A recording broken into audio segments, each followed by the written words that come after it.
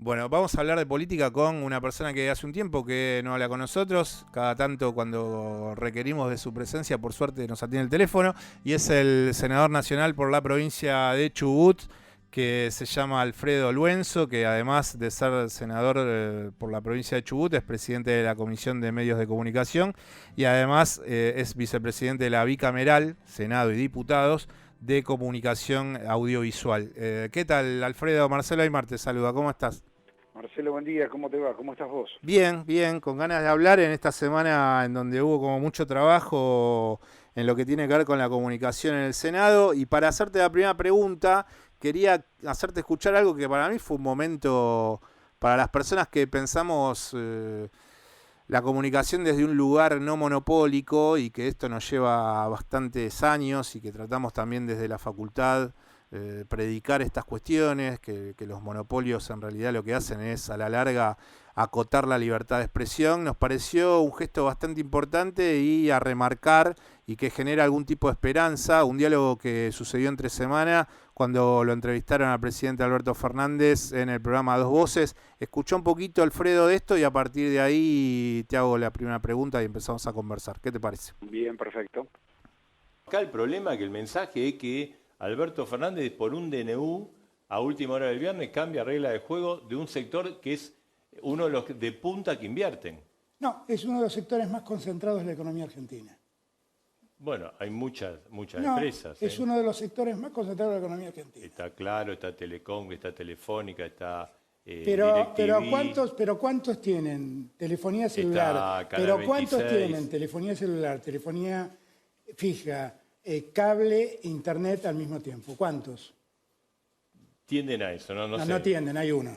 Entonces, por eso, no es así. Hay una enorme ¿Y entonces está concentración en el dirigido mercado. a ese uno, No, la medida? No.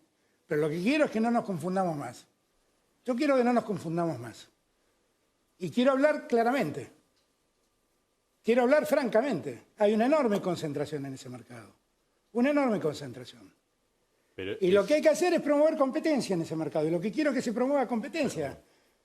Sí, competencia hay, pero bueno. No, competencia no hay. Competencia no hay. Pregúntenle a alguna de las empresas de telefonía si pueden entrar a la ciudad de Buenos Aires porque no pueden colgar sus cables Le de digo los porque postes hubo que ya varias tienen otros. entidades. Alfredo, además de la presentación, sé que sos periodista, creo que sos el único periodista de la Cámara Alta en el Senado, y primero quería preguntarte, ¿por qué crees que le cuesta tanto a algunos periodistas decir la verdad cuando saben que lo que están diciendo son mentiras? Sí, siempre hay una calificación indulgente cuando hablamos de estas cosas, ¿no? Cuando se trata de... Bueno, frente al poder, digamos, no todos se paran de la manera en que lo ha hecho justamente dentro de ese mismo escenario el presidente de los argentinos. Este es un viejo tema. Y además hay una contradicción en lo que decía recién el colega de TN, cuando dice a través de un DNU cambian todas las reglas del juego. No, lo que hay que decir que este DNU lo que viene a poner las cosas en su lugar en parte de lo que un DNU destrozó en la República Argentina, que era la Ley de Argentina Digital y la Ley de Contenidos Audiovisuales.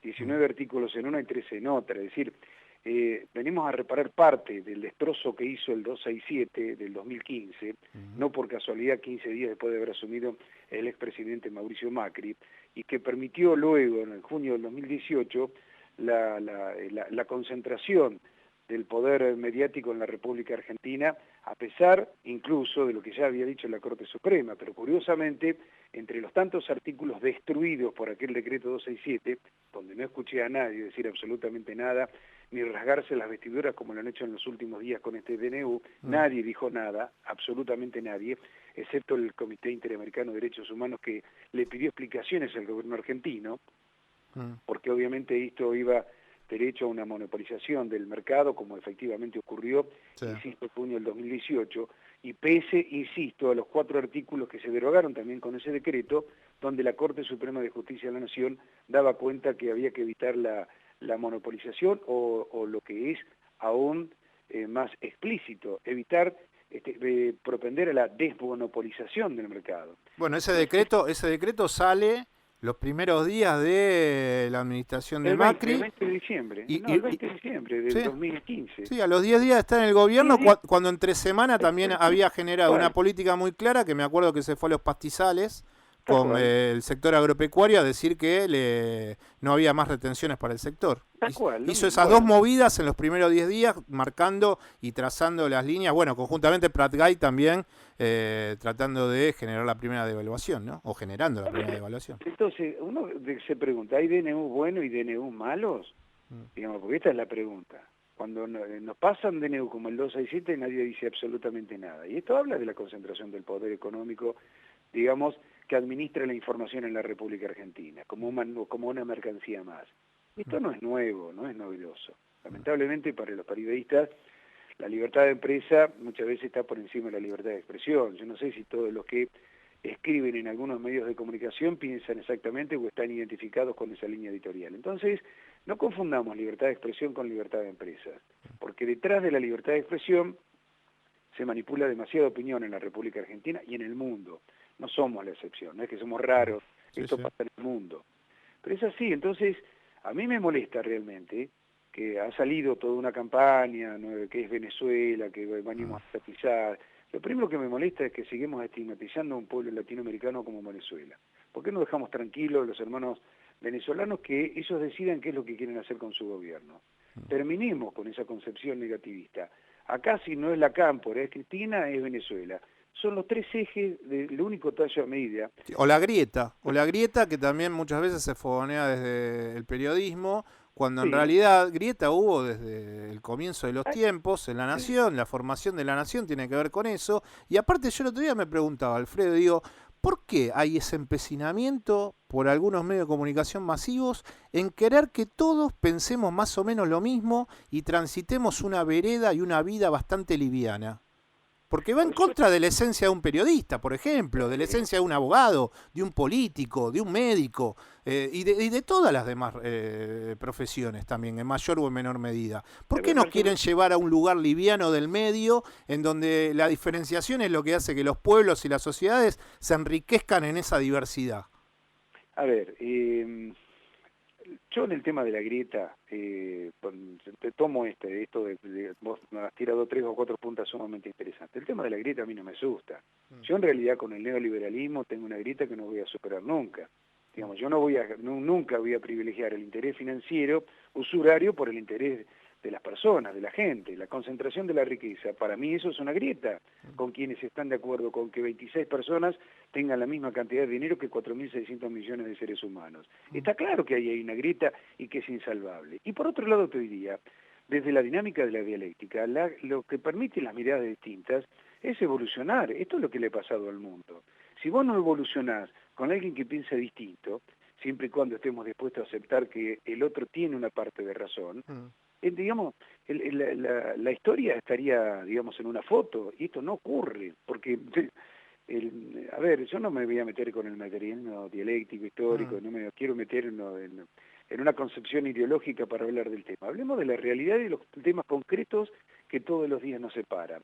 El otro día yo escuchaba a la oposición, estaban todos de acuerdo en que Internet tiene que ser un servicio público, que las tarifas no podrían asfixiar a la gente, porque el que no tiene un teléfono realmente está fuera del mundo.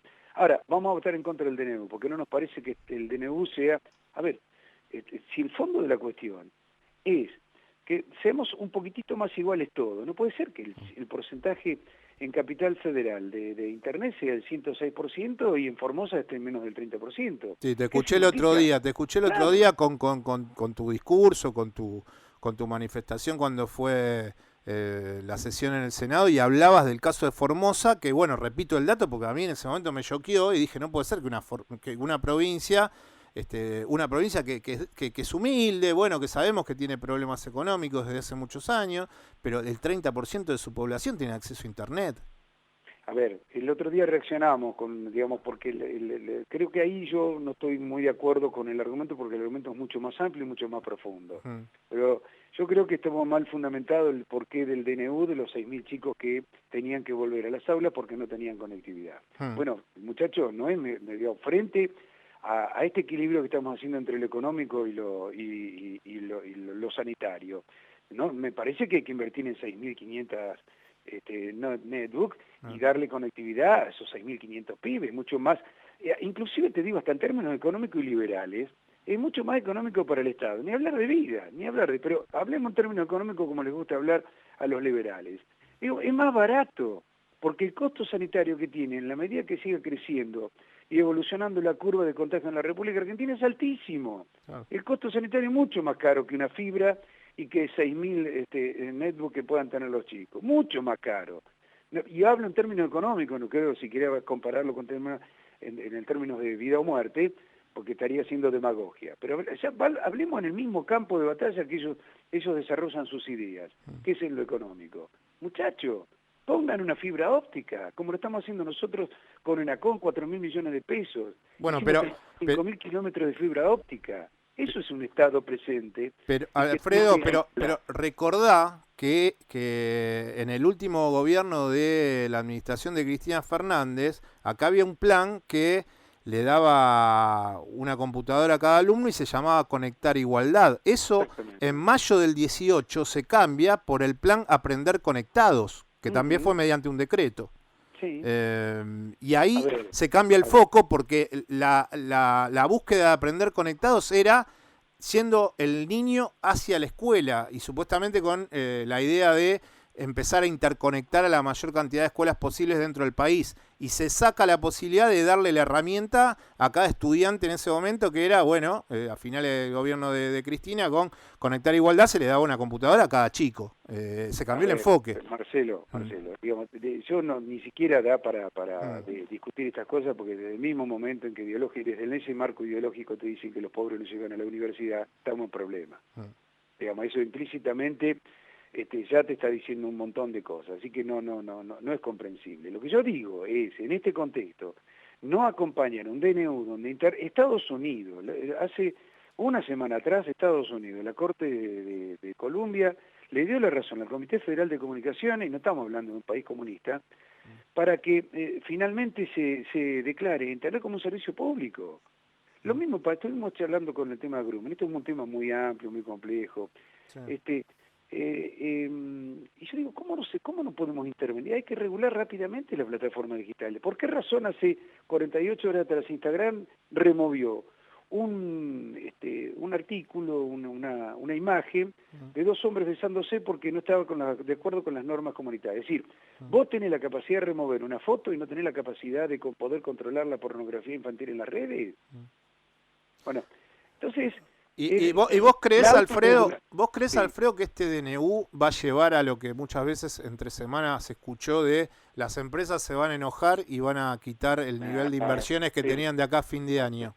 Marcelo, la historia demuestra que todo lo correcto. El 2014, 2015, yo el otro día no tuve tiempo para desarrollar, digamos, toda la idea. Digamos, traté de llevar algunos números, pero la verdad que me faltó, porque, a ver... En el momento de mayor inversión fue el 2014-2015 por parte de Telefónica y Telecom, más de 8.000 millones de pesos un año.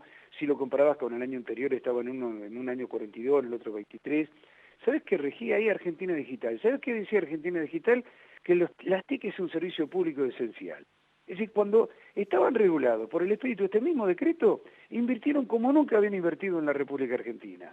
Entonces, tampoco tienen argumento, porque la historia lo condena. Claro. La historia les está demostrando que no es verdad, que cuando ellos destruyeron con el 267, no solamente el concepto de servicio público para Internet y digamos, telefonía móvil, que también es un concepto que viene de la telefonía fija, que después, bueno, haya cambiado la modalidad tecnológica, no le quita el valor que tenía en la época de los 90 estoy hablando, claro. en la época de los 90, cuando el neoliberalismo gobernaba en la República Argentina, digamos, la telefonía fija era un servicio público. Entonces, ¿qué pasó después? Curiosamente, cuando tenían el mercado a su disposición y hacían lo que querían, bajó en un 22% la capacidad de ciudadanos conectados a telefonía móvil, fue al prepago, que es además mucho más caro. ¿Qué significa eso? Que la economía del mercado nunca te garantiza realmente un mayor consumo y una mayor amplitud de derechos. Al contrario, lo reduce. Y estos son números. O sea, ¿qué les gusta tanto el neoliberalismo? Hablar de números. Estos son números que me demuestren por qué. Y además, la rentabilidad, lamentablemente, siempre estuvo atada, no a la eficiencia y la competitividad, estuvo atada a las tarifas. Claro. Es otro grave problema, porque las tarifas subieron 10 puntos por encima de la inflación, inclusive hubo algunos meses donde estuvo por encima de lo que crecía el dólar. Entonces, digamos, a ver, yo así también soy competitivo. Claro, o sea Si que yo ahora quiero con la les tarifa. se le pide que planchen la tarifa, pero en realidad esa tarifa está sobrevalorada porque van arriba de 10% por encima de la inflación. Y la conectividad ha sido uno de los negocios que más creció con el tema de la pandemia, que más creció, digamos, las plataformas digitales, miremos Netflix, hemos ido de 4 millones a 12 millones de suscriptores. Es la conectividad la que tiene mayor demanda en este contexto. Y además, supongamos que no pasa esto. Hay 10 millones de argentinos que reciben una asistencia por parte del Estado porque no pueden comer. No es que no tienen ganancias, no pueden comer. Y el decreto habla de sentarse a una mesa, discutir tarifas razonables, equilibradas, que contemplen también la inversión. Esto lo dice el decreto, está explicitado en el decreto. El miércoles se sentaron con ENACOM y todo esto se lo dijeron en ENACOM. Muchachos, no le vamos a arrebatar, no le vamos a impedir que ganen, no vamos a impedir que inviertan.